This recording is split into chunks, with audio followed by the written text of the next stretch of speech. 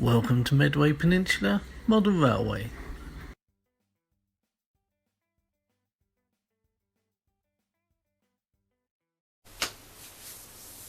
Okay, as I mentioned previously, I decided to have a go at weathering.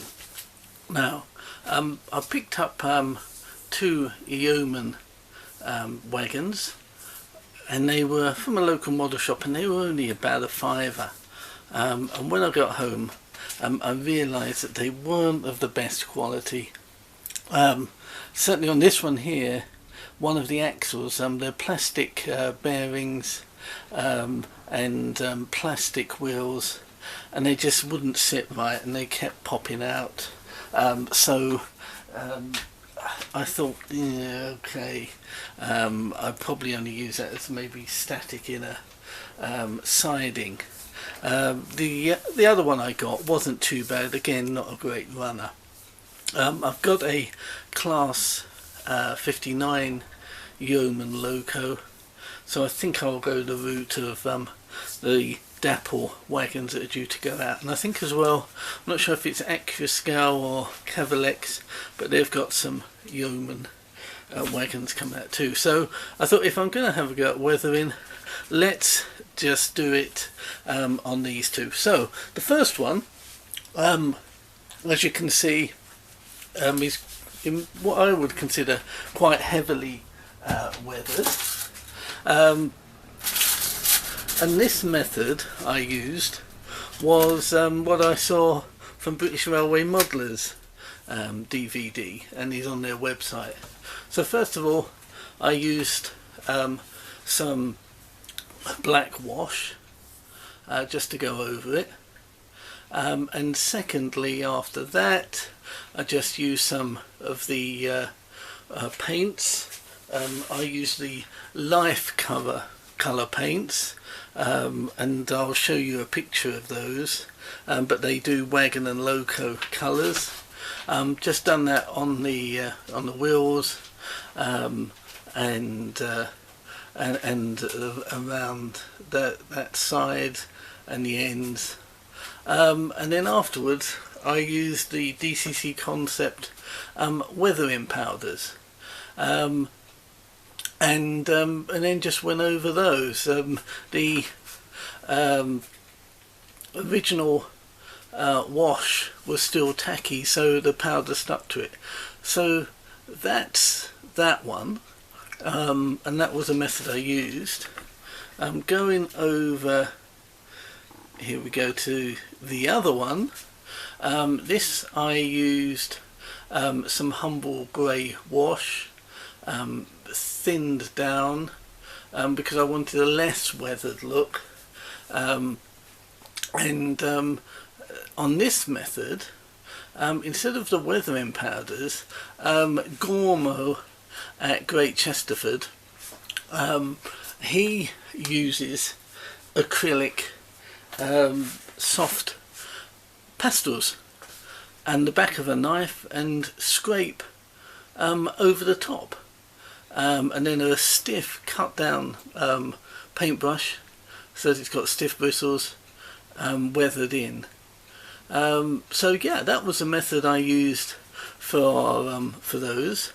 As you can see, I haven't done much on the inside of this one, because I was thinking about possibly doing it as a load.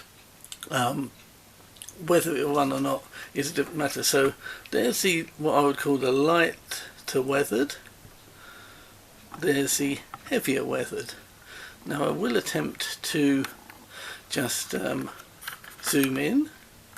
Anything could happen, so hold on to your seats here. Will that settle? Yes, it is. So you can get a, oops, here it goes again. Hope nobody's seasick.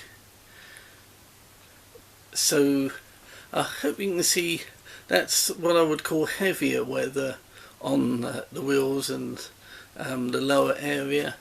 And then if we move over to the other one, and if that settles down, you can see Yep, that's lighter weather. So perhaps in the comments, what you think. Have I made any obvious mistakes? Do you think it looks good? Do you think it looks rubbish? Just let us know. And then we'll move on to loads next.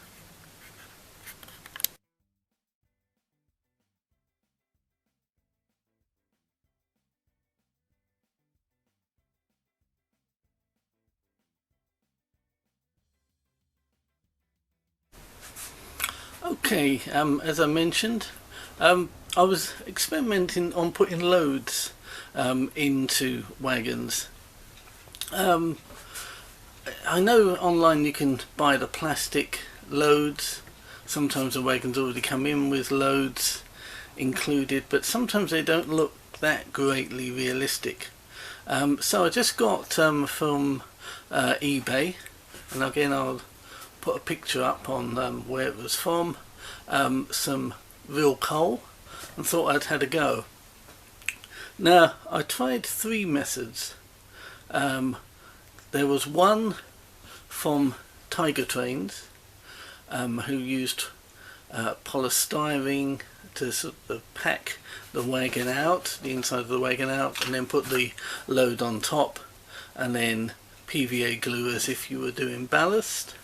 Now he put cling film in first before the procedure, and then once it was dried, eased it out. So you had a separate piece of polystyrene with the load on top, and you could take it in or out, so you've either got a full load or empties. I tried that and there was a little disaster. Again, pictures will be shown at the end. Clint at Layla uses cardboard as packing. His is a non-removable load, so I had to go at that. And then I was just cleaning the fish tank, which I used just cheap scourers, and then thought, the foam for the scourers of similar size to the depth of the wagon, so I'd have a go there. So wagon 1 in pristine condition with a load, and this was using the said scour route. Second is using the polystyrene to pack, and for this one I done what I would call the lighter weathering.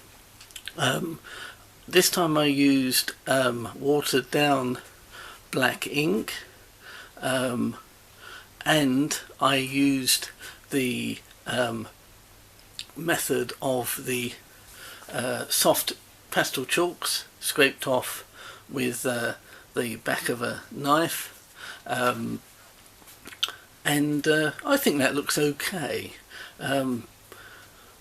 I appreciate you'd have to have some weathering, because when would you ever see a wagon that had a full load without any blemishes at all? Now let me see if I can zoom in here,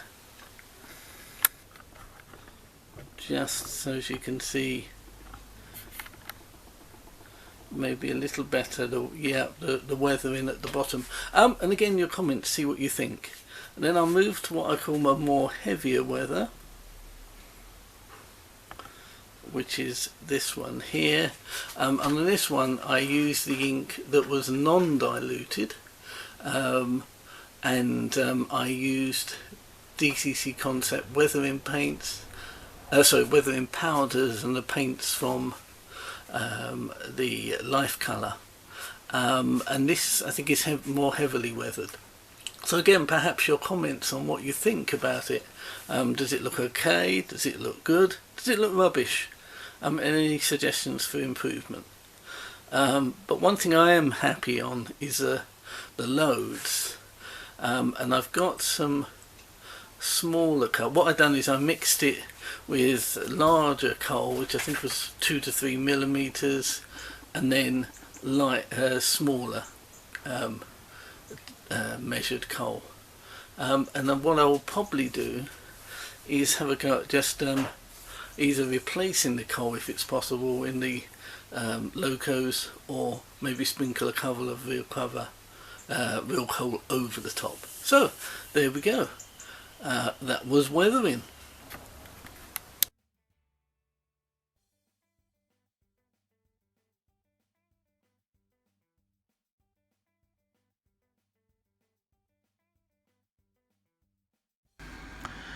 So these are just some Asda's cheap scourers. Had the idea to try those out when I use them for cleaning the fish. They're about the right depth. You only need to trim a little bit off, and also they're quite easy to cut to shape to give a sort of moulded, undulating base for the coal to go on. All I done was easily peeled off the green rough scourer, left with very soft white base, and use that, and it seemed to work quite well. I got these from Asda's for almost pennies. Obviously they're available for other stores.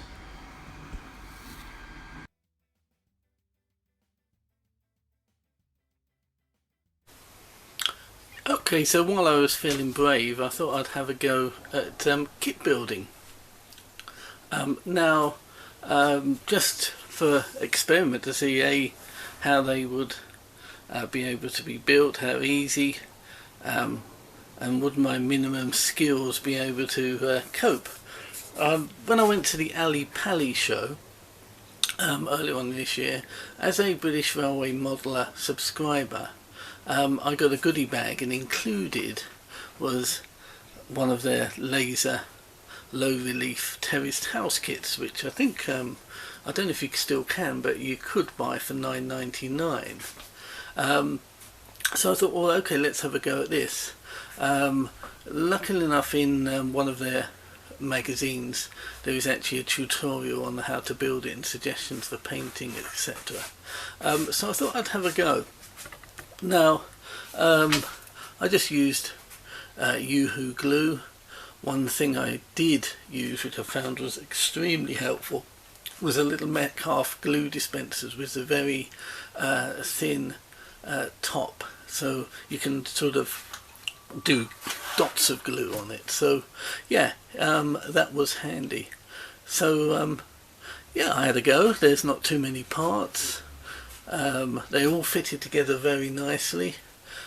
Just when you snipped them off the sprue, a sanding stick to get a nice flat surface. Also where they've been lasered, you can just lightly sand off the black marks. So I put it together. That was no real issue. Painted the doors. Now I have got a limited number of paints, so the roof was just a humble dark grey, and the house sides and fascia, the bricks, I just used a dark, used some acrylic paints, to be honest with you, and mixed reds, orange, a bit of yellow, brown, and came up with this colour, which I don't think looks too bad.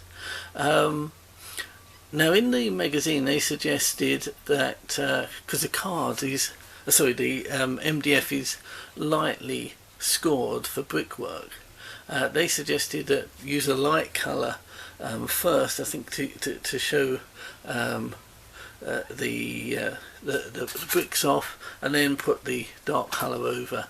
And I just wondered whether you put the brick colour over and then afterwards wash it with a thin wash, to say white or yellow, rub it down to show the mortar. I don't know. I'll probably will experiment with that. Doesn't come with any glazing. I had some plastic sheeting, very thin plastic sheet, which you can use in printers for the glazing. I just cut out a couple of pieces of coloured paper from a magazine to make the curtains. Yep, things to learn. Perhaps to use the rocket glue and glaze, because there was a couple of bits of glue sort of spillage onto the windows. Yes, I would have taken more care on it if it was a bought one. I just really want to see whether lasers could be put together, how easy they were, laser kits. I like them, and so I think I will carry on with those. And the low relief building, yeah, I think I will use it on the layout. Might stick a tree in front of it, just to mask off a little bit, but at distance that looks okay. And then the second kit, let me just move around, again was from Ali Pally. This time it was in a Hornby little goodie bag that you could buy, which had a mug in, and this is a Metcalf kit. Now I wanted to try Metcalf out, because I am thinking of using those for low relief shops, other buildings, platforms, a station, and so yeah, how easy was that to fit in? And yeah, I was very pleased with it. Again, take time. A very sharp knife is one of the requirements that you need. The instructions are very comprehensive, and if you follow those, you won't go too far wrong. Yeah, and the good thing about it is there's a hole in the base, so you can quite easily pop a light in. The sort of card comes pre-weathered, in fact, so, but I haven't done anything to it, but perhaps some weathering powders as well on it would enhance it. But I think yeah, it looks fine.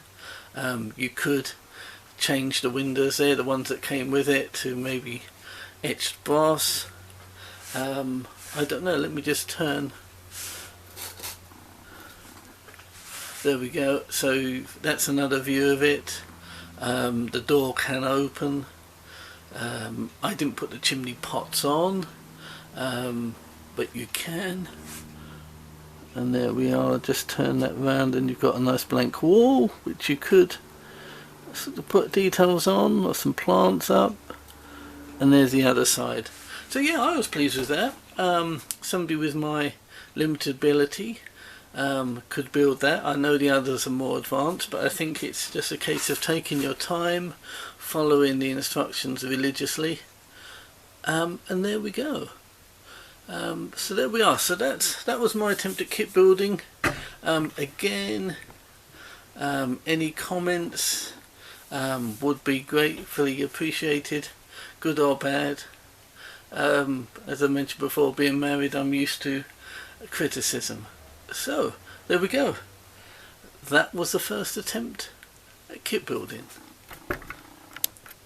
So I'm just going to finish off by saying thank you to everybody who has looked at the videos, and to the subscribers. We're now hit 47, which is amazing really, considering how many great channels there are. So I do appreciate people taking the time to have a look, and to subscribe. Anybody who has watched and hasn't subscribed, please would you? And also, even better, to click on the bell, so you'll be notified when I next upload. Please like, and in fact dislike. Feel free to comment. Always open for suggestions and ideas and corrections, and I will reply to each one.